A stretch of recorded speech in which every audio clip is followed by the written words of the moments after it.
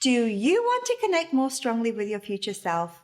I have the ultimate tip for you, and I'm pretty sure it's something that you've never heard before. There are 2 typical states that we go into mentally, and I'm going to be speaking about these and how you can apply them specifically to different situations, wanted situations and unwanted situations. Before we begin, make sure you subscribe to this channel because I'm dropping so much more juicy content in the coming weeks.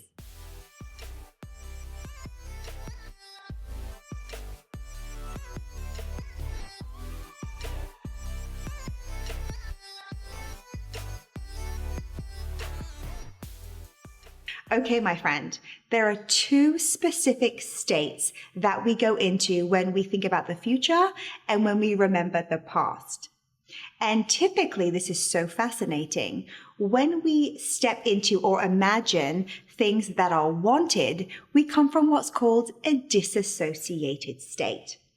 A disassociated state means simply we picture ourselves as separate from us, as if we're an observer, a viewer watching ourselves. For example, if you wanted to speak on big stages, typically if that's a desire that you have and you picture it, you picture yourself on stage. You see yourself there as if almost you're a crowd member or you're behind the scenes, but you're observing yourself as a separate person.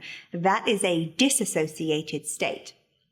An associated state would be being that person, getting into your body and walking out on stage as yourself, feeling how your clothes feel, looking at the lights that maybe are a little blinding when you're on stages, seeing the audience members from your own eyes. That is an associated state, and it's very, very powerful because we step into the act, into the emotion, which brings us so much closer to it.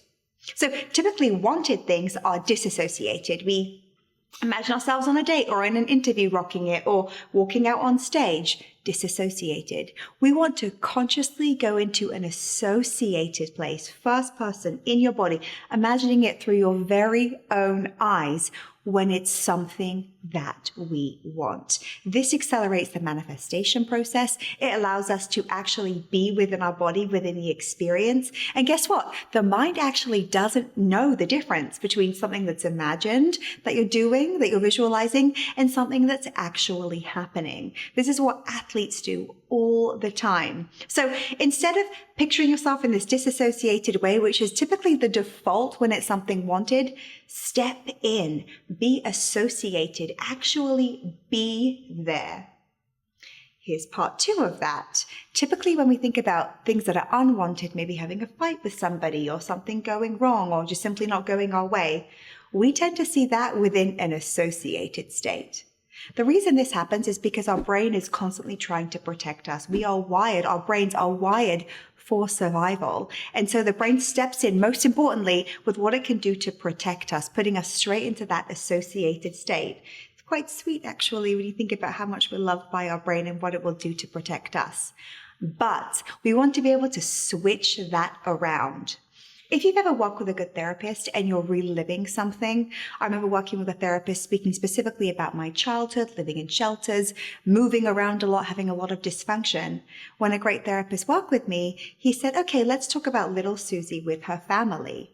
Instead of saying me, my experience, it was a disassociation. This way, the emotion is taken out. And we can start to see things in a more neutral way. So we're not fired up, caught in the moment, lost in the emotion of it, feeling it. We are disassociated. Sometimes even in my coaching, I'll go so far as to say, okay, woman speaks to woman. Child speaks to mother. Instead of you and your mother, you and your friend. Disassociation helps us see a situation more clearly and allows us to observe, engaging the part of the mind that's intellectual, not the emotional part that feels stuff and reacts.